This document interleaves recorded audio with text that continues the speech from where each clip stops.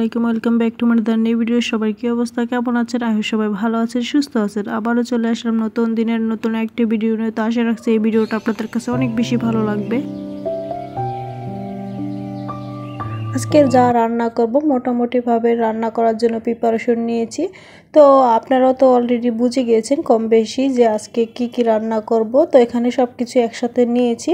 তো এভাবে করে নিলে রান্নার ক্ষেত্রে অনেকটাই সময় কম লাগে আর অনেকটাই সহজ হয়ে যায়। তারপর প্রথমে আজকে শাকটা রান্না করে নেব, লাউ শাক রান্না করার জন্য পরিমাণ মতন পেঁয়াজ আর বেশি করে একটু কাঁচামরিচ দিয়েছি। শাকের মধ্যে একটু ঝাল রান্না করলেই খেতে বেশি ভালো লাগে, তাই একটু মরিচের পরিমাণটা একটু বেশিই দিয়েছি। তারপরে পেঁয়াজটা একটু ভেজে নেব 2-1 মিনিটের মতো। পেঁয়াজটা ভাজার পর তারপর চিংড়ি মাছটা দিয়ে দিচ্ছি। চিংড়ি মাছ দিয়ে যেহেতু আজকে লাউ শাক রান্না করব, ঝোল ঝোল করে রান্না করব, তো চিংড়ি মাছটা 2-1 মিনিট ভেজে নিব।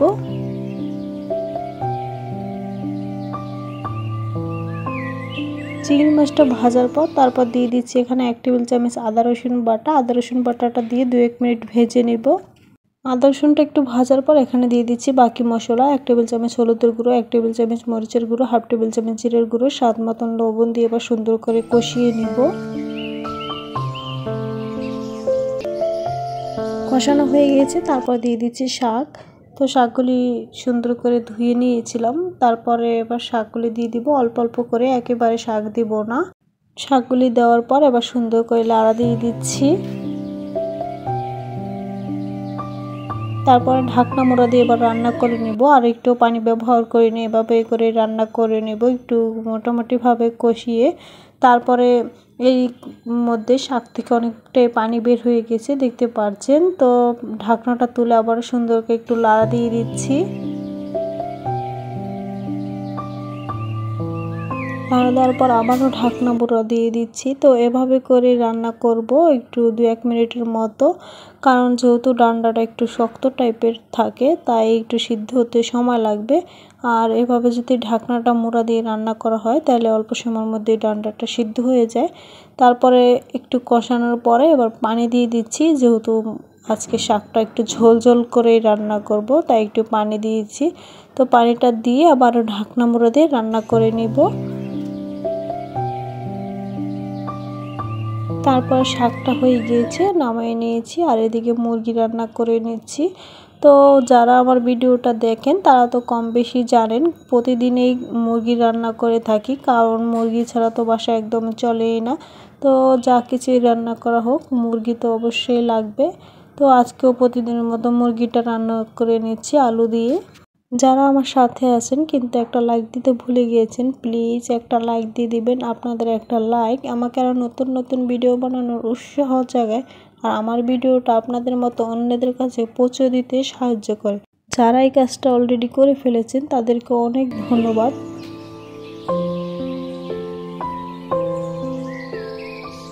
এর মধ্যে মুরগির রান্নাটা হয়ে গিয়েছে, তারপরে রান্না করে নেব শোল মাছ। তো শোল মাছ রান্না করার জন্য পরিমাণ মতন পেঁয়াজ দিয়েছি। পেঁয়াজটা একটু ভাজার পর তারপর দিয়ে দিচ্ছি এখানে 1 টেবিল চামচ আদা রসুন বাটা। তো আদা রসুন বাটাটা দিয়ে এবার সুন্দর করে একটু ভেজে নিয়েছি মশলাটা। ভাজার পর তারপর এখানে দিয়ে দিচ্ছি বাকি মশলা। 1 টেবিল চামচ হলুদের গুঁড়ো, 1 টেবিল চামচ মরিচের গুঁড়ো, 1/2 টেবিল চামচ জিরের গুঁড়ো, স্বাদ মতন লবণ। তারপরে একটু মশলাটা ভাজার পর একটু পানি দিয়ে এবার সুন্দর করে কষিয়ে নিব। মশলাটা কষানোর পর তারপর দিয়ে দিচ্ছি এখানে শোল মাছ। তো শোল মাছটা দিয়ে এবার সুন্দর করে মাছটাকেও কষিয়ে নেব।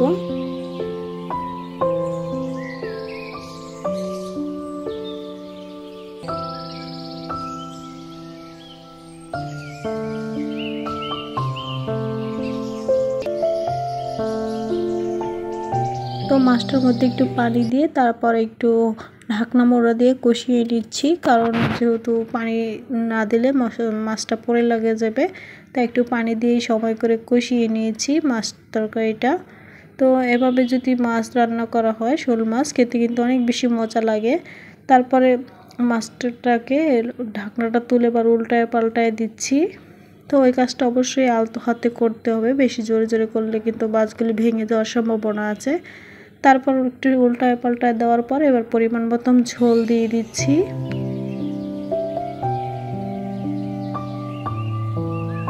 তারপরে মাছটা হয়ে গেছে, তারপর দিয়ে দিচ্ছি 2টা কাঁচামরিচ আর হচ্ছে কিছুটা ধনেপাতাটা দিয়ে সুন্দর করে লাড়া দিয়ে তারপর মাছ তরকারিটা নামায় নিয়েছি। তো আজকের মতো দুপুরের রান্না কমপ্লিট। তারপর সব খাবার দাবার একদম টেবিলে নিয়ে নিচ্ছি। রান্নার পরে আরও বাকি যা কাজ ছিল সব কাজ সারার পরে তারপরে এখানে সব খাবার দাবার টেবিলে নিয়ে নিয়েছি। তো এখন দুপুরের খাবারটা খেয়ে নেব। তো আমাদের দুপুরের মেনু ছিল এটাই।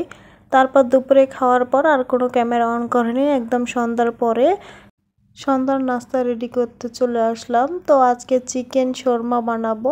চিকেন শর্মা বানানোর জন্য আজকে আমি যে পরিমাণ চিকেন শর্মা বানাবো অতটুকু পরিমাণেই ময়দা নিয়ে নিচ্ছি।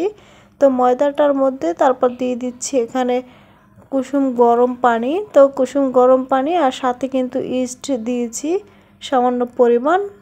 আর তারপরে দিচ্ছি হাফ টেবিল চামচ চিনিটা দেওয়ার পর এবার সুন্দর করে আমি হাত দিয়ে মেখে নিচ্ছি। পানিটা অবশ্যই একেবারে দেওয়া যাবে না, এটা অল্প অল্প করে পানি দিব আর হাত দিয়ে এভাবে করে মেখে নিব। যেভাবে রুটি বানাই ঠিক সেম ওই পদ্ধতিতেই আটাটা ছেনে নিয়েছি। তারপর ছানা হয়ে গিয়েছে, পর্যায়ে উপরে একটু তেল দিয়ে দিচ্ছি। তেলটা দিয়ে আবার সুন্দর করে একটু মথে নিচ্ছি। চেষ্টা করবেন এই ডোটা একটু সময় নিয়েই করতে আর একটু আলতো হাতে করবেন। তো আর পরে ডোটা করা হয়ে গিয়েছে, এবার আমি রেস্টে রেখে দিব। তাই সুন্দর একটা বল শেপ করেছি। তারপরে এবার একটু তেল ব্রাশ করে দিয়েছি। তারপরে চুলার পাশে এটাকে রেস্টে করে দিব 1-2 ঘন্টার মতো। আমার হাতে যতটুকু সময় ছিল ততটুকু সময়ের মতো আমি রেস্টে রেখেছি। তারপর এদিকে চিকেনটাকে রেডি করে নিচ্ছি। চিকেনটাকে আমি একেবারেই ছোট ছোট সাইজ করে কেটে নিয়েছি। তারপর সুন্দর করে ধুয়ে পরিষ্কার করে নিয়েছি। তারপর দিয়ে দিচ্ছি এখানে স্বাদ মতন লবণ আর দিয়ে দিচ্ছি সামান্য পরিমাণে একটু টেস্টিং সল্ট। তারপর দিয়েছি 1 টেবিল চামচ আদা রসুন বাটা।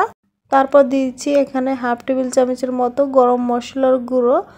আজকে আমি যেই মশলাগুলি ব্যবহার করছি চিকেনটার মধ্যে, এই মশলাগুলি সবারই কম বেশি কিচেনে থাকে। তারপরে দিয়েছি 1 টেবিল চামচের মতো মরিচের গুঁড়ো আর দিয়েছি হাফ টেবিল চামচের মতো লাইট সয়া সস। তারপর সব মশলাটা দিয়ে এবার সুন্দর করে হাত দিয়ে মেখে নিয়েছি। তারপর মাখার পরে এবার সরাসরি চুলায় রান্না করে নিব। তাই একটা কড়াইতে তেল দিয়ে দিচ্ছি। তেল দিয়ে তারপর তেলটা একটু গরম হওয়ার পর চিকেনগুলি দিয়ে দিচ্ছি। আর এখানে কিন্তু একটা মুরগির সিনা ছিল, যেহেতু ঘরে তৈরি করব আর চেষ্টা করছি একটু বেশি করেই তৈরি করব আর চিকেনে দিয়ে বানাবো আর কোনো রকমের সবজি বেশি একটা অ্যাড করব না। আর এটা কিন্তু ঘরে তৈরি করে খেলে অনেক বেশি মজা লাগে, আর বাইরেরটা খেতে একটুও ভালো লাগে না, সবজি বেশি দিয়ে থাকে তাই ভালো লাগে না। আর ঘরে বানালে বেশি করে চিকেন দিলে অনেক বেশি খেতে মজা লাগে। আর চিকেনটা খেতে বেশি মজা হলেই কিন্তু খেতে অনেক বেশি মজা লাগে। তারপরে চিকেনটা ভাজার পর এখানে আমি যা সবজি অ্যাড করব তাইগুলি ছুলে নিয়েছি। তারপর একটু সুন্দর করে ধুয়ে নিয়েছি। এখানে দিয়েছি গাজর আর হচ্ছে শসা। গাজর আর শসার পরিমাণ তেমন একটা বেশি দিব না, কমেই দিব। তো যতটুকু পরিমাণ লাগবে ততটুকু পরিমাণেই কেটে নিচ্ছি। বটি দিয়ে একদম চিকন চিকন করে কেটেছি। আপনারা চাইলে চালাতের মেশিন দিয়েও কেটে নিতে পারেন, এতে করে আরও বেশি ভালো হয়। তো আমি বটি দিয়ে কেটেছি। তারপর 2টা সবজি কাটা হয়ে গেছে, গাজর আর হচ্ছে শসা। তারপরে দিয়ে দিচ্ছি এখানে চিকেন। তো চিকেনটা দিয়ে এবার পুরটাকে রেডি করে নেব। আর যা যা মশলা লাগবে এখন আমি সব কিছু অ্যাড করে দেব একসাথে। তারপরে দিয়ে দিচ্ছি এখানে ম্যারো মিক্স। তো ম্যারো মিক্সটা একটু বেশি করেই দিব, এটা বেশি দিলে খেতে বেশি মজা লাগে। এটার কোনো পরিমাপ বলছি না, কারণ আমি একটু বেশি করেই দিয়ে দিচ্ছি। এটা বেশি দিলে খেতে বেশি ভালো লাগে, তাই বেশি করেই দিয়েছি। তারপরে দিয়ে দিচ্ছি এখানে টমেটো সসটা একটু বেশি করেই দিয়েছি। তো 2টা এক সমান পরিমাণে দিয়েছি, যতটুকু পরিমাণ ম্যারো মিক্স দিয়েছি ঠিক ততটুকু পরিমাণ টমেটো সস দিয়েছি। তারপরে দিয়ে দিচ্ছি এখানে হাফ টেবিল চামচের মতো চিনি। তারপরে সব কিছু দেওয়ার পরে বা সুন্দর করে চামচ দিয়ে মিশিয়ে নিচ্ছি সব একসাথে। তারপরে পুরটা একদমই রেডি হয়ে গিয়েছে আর পুরটাকে এখন রেখে দিব। তারপরে রুটিটা বেলে নেব। তাই রুটিটা বেলার জন্য এই যে দেখতে পাচ্ছেন একদম ডোটা কি পারফেক্ট হয়েছে। আর ডোটার থেকে এখন ভাপ সরিয়ে নিচ্ছি। তো ভাপটা সরিয়ে নিচ্ছি আলতো হাতে। এখন যেহেতু রুটি বানিয়ে নিব তাই তারপরে এবার লেচি কেটে নিয়েছি আর এখন আমার পরিমাণ মতন নিয়ে নিচ্ছি, রুটি বেলে নিব। তো একটু ময়দা ছিটিয়ে তারপর রুটিটাকে বেলে নিচ্ছি। সাইজ মতন রুটিটা বানিয়ে নিয়েছি। তারপরে এবার চুলায় বসিয়ে দিয়েছি তাওয়াটা গরম হওয়ার পরে এবার রুটিটাকে সেঁকে নিচ্ছি। আর রুটিটা কিন্তু একদম বেশি মোটাও না আর একদম বেশি পাতলাও না, মিডিয়াম আছে।